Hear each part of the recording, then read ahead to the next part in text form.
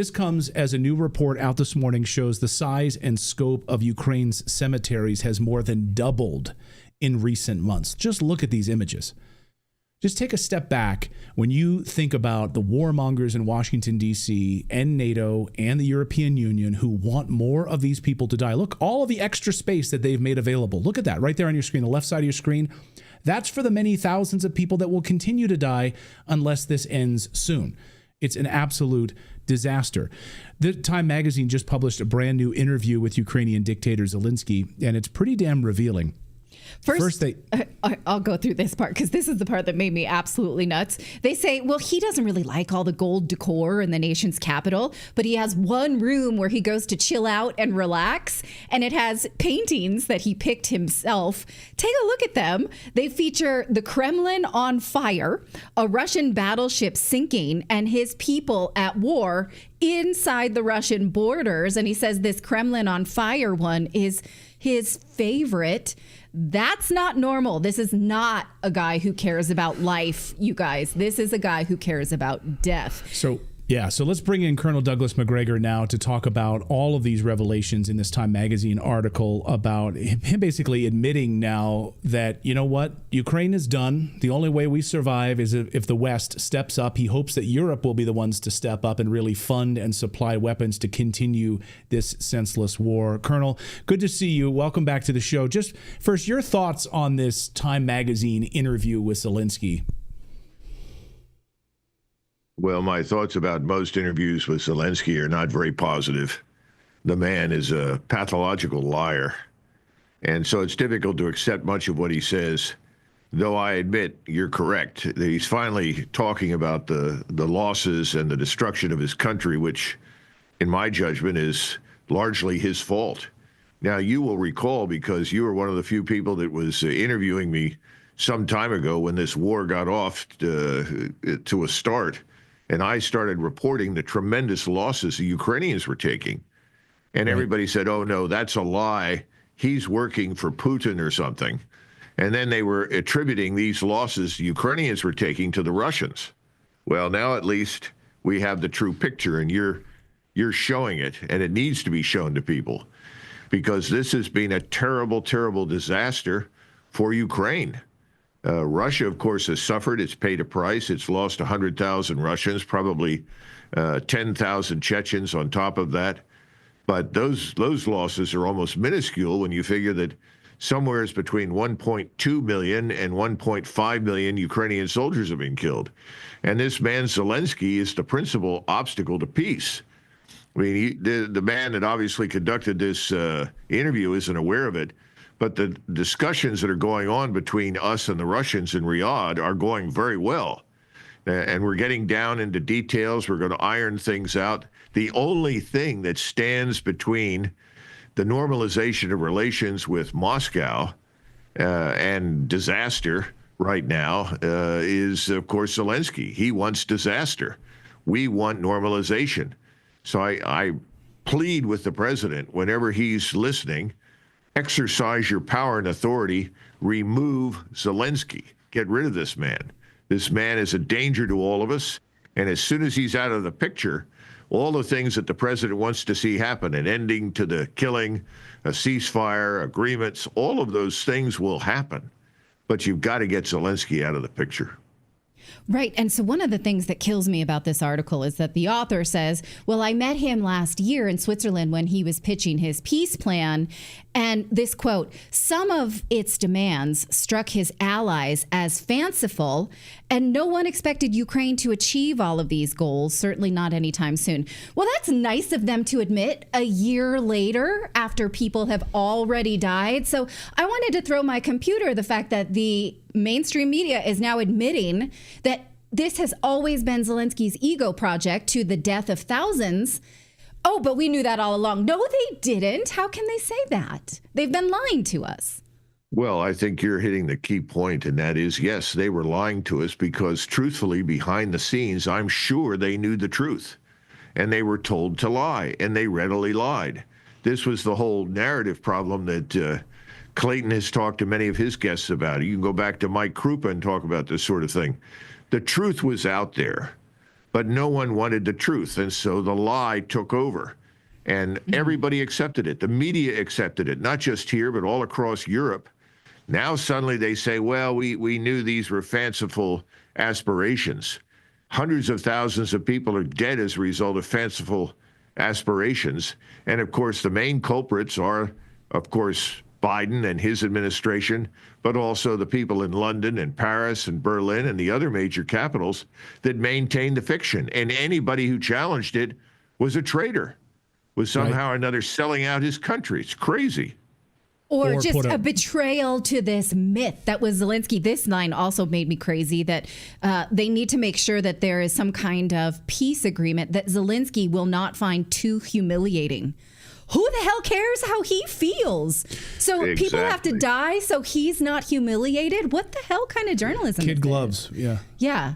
Sorry, I mean, I'm ranty, ridiculous. but I'm pissed. No, Natalie, you're 100% right. And that's why this man needs to go away. And the president of the United States, who's presided over this disaster in the past, is being replaced. We have a new one. His name is Trump. He did not create this. This is not his responsibility. But he needs to act decisively to get out of this. And that means get rid of Zelensky and the gang of criminals that surround him. If he doesn't do it, very shortly, he's going to own this disaster. You know how Americans are. They only have so much patience. Yeah. He promised an end to this disaster. He's got to end it. To end it, you got to get rid of Zelensky. Well, as an Eagles fan and a Philadelphia sports fan, I know it. We have a very thin amount of patience, and as soon as you screw up, as soon as you start underperforming, you're going to start hearing boos, And so, yeah, you're right about that. I want to get your take on this, Colonel. So, a friend of the show, Eva Bartlett, one of the greatest journalists really in the world, she really shone a light on the pedal mines that were being used by Ukraine to attack and kill civilians. They were like these green little leaf-like pedal mines that would wind up in children's parks where they'd pick them up and they'd have their hands blown off or killed. Hundreds of people killed, civilians targeting this.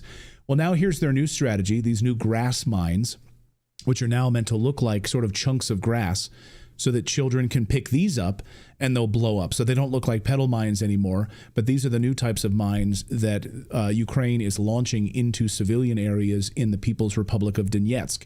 So while these peace talks are going on in Riyadh, they're rolling out new strategies to target and kill civilians. Are you surprised? No, because we tolerate it. Remember, we outlawed after Desert Storm the use of these IPCM munitions. These were little bomblets that looked like baseballs. And children in Iraq would find these on the ground, picked up the ball and throw it. The next thing you knew, it exploded and either killed the child or maimed the child for life. And so we went back and said, no, we're not going to produce these anymore. We're going to outlaw these. And then we discovered we had some of these remaining in the arsenal that had not been destroyed yet, and we shipped them to Ukraine. The Ukrainian leadership, this criminal government, is full of hatred. It hates in the plural, which is the worst kind of hatred. It's bad enough when one person hates another, but hating in the plural leads to disasters like the Holocaust during World War II and innumerable other places, Cambodia and so forth. This has got to stop. Zelensky is responsible. He's pushing this. His supporters in Washington are pushing this because it's all about hatred. That's another reason why President Trump's got to get involved and say, that's it, we're finished, they're out, we will do no more business with this regime, they must go. I want to ask you, we both want to ask you about this signal leak before we let you get out of here, and also the Diego Garcia news over the past couple of hours. You probably have a lot more awareness about this, which is normally America has its B-2 bombers in America. Well, suddenly, over the past couple of days, there's been a huge influx of American bombers appearing in the atoll, the island of Diego Garcia, showing force to Iran, preparing for strikes against Iran. This comes on the heels of this signal leak, of course, that we saw with the attacks on the Houthi rebels in Yemen. So first on Diego Garcia and these bombers, what is your thought here? What are we positioning to do? Well, first of all, nobody should know about this. And unfortunately, today in the world of satellite surveillance, it's very difficult to hide forces on the surface that move around, whether they're surface ships or aircraft or troops. But I am disappointed that this sort of thing is peddled by the media. If I were the Secretary of Defense, I would be furious. You know, this sort of thing should not be common knowledge. Now, what are they going to do? I think it's pretty clear, Clayton. This is all about Iran. You don't need to employ B-2 bombers to strike the Houthis in Yemen, for God's sakes. So this is very, very sophisticated aircraft designed to survive integrated air defenses at 35, 40,000 feet and bomb with precision. There's only one target set out there for which these would be useful to the United States at this point, and that is obviously Iran.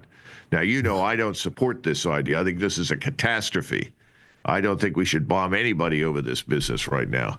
But unfortunately, we're not in charge, and this administration has played its cards and said, you know, we're the Israel First administration, and we're going after Iran. So I think it's pretty obvious. Now, is this just a threat? Well, I don't think it's just a threat. I don't think it's a meaningless gesture. You don't move this kind of equipment. And this is the tip of the proverbial iceberg. This is what you see. Beyond that, there's a lot more firepower now that's being assembled in the region. Now, we learned from this signal leak that it would seem that the person who was flying the aircraft was not the same person that was actually deploying the weapons, and that there was authorization to strike a civilian apartment because one of the targets was in it. That's usually not allowed, right? And so you're talking about war crimes in Ukraine, and then we are watching it play out in front of us. There were civilian deaths. Am I reading this correctly? Natalie, I thought the clown show was over. Yeah. You know, when the election occurred and we got a new set of people, this is a clown show. First of all, these kinds of conversations are deplorable in any case for the reasons that you cite.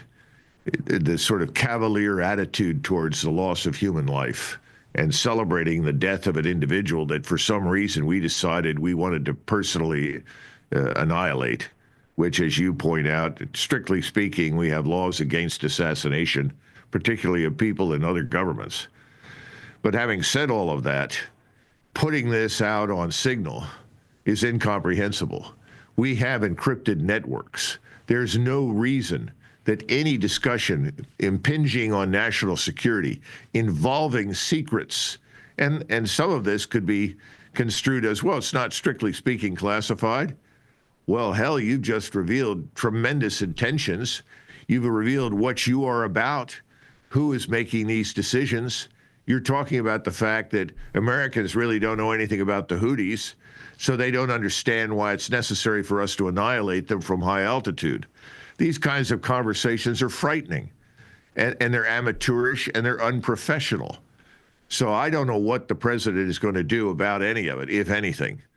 But under the circumstances, I think someone should pay the price, whoever set this up.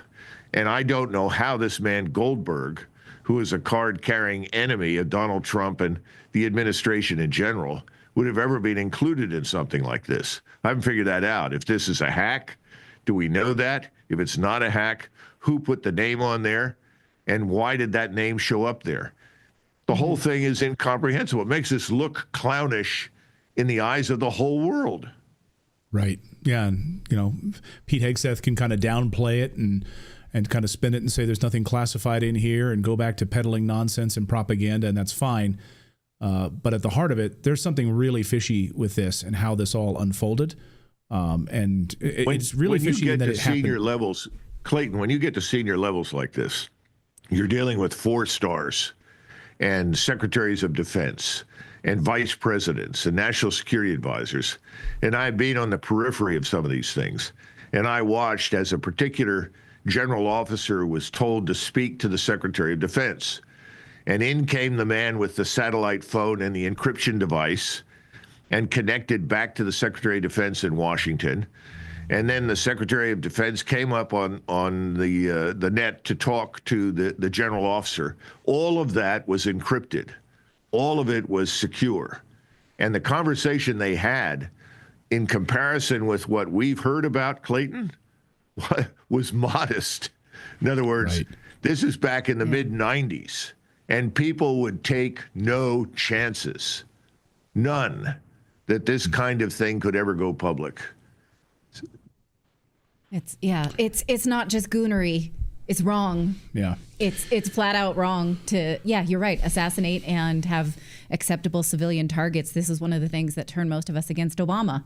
So come on, guys. You got to remember something else, that you're talking about a generation of people who are in charge right now. I exclude President Trump from that because he's not part of this generation. But if you look at the ages of these people, they don't have any real military experience. I'm sorry, but showing up for a few months in the National Guard and going on patrol, or being in the public affairs office of the Marine Corps, these things do not prepare you to understand the gravity of the situation you're discussing. You're talking about the destruction, not just of property, but of human beings on a grand scale with weapons of mass destruction. And people say, well, that's not true. Well, I got news for you. A 2,000-pound bomb that is precision delivered is a weapon of mass destruction that will kill and annihilate everything. You start talking about these things and you don't have an appreciation for what's at stake, because there are consequences to our action. They're not limited to Yemen. They're not limited to Iran. These consequences can reach beyond the region. And this is the problem and the danger of a regional war. I don't think we understand, frankly, the consequences involved. I don't think we understand the implications. It frightens me. Yeah. Yeah. Frightens all of us. Colonel Douglas Macgregor, always great to see you. Thank you for your insights, as always, and being clear-headed in this, right from the very beginning. Thanks, Colonel. Good to see you. Bye-bye.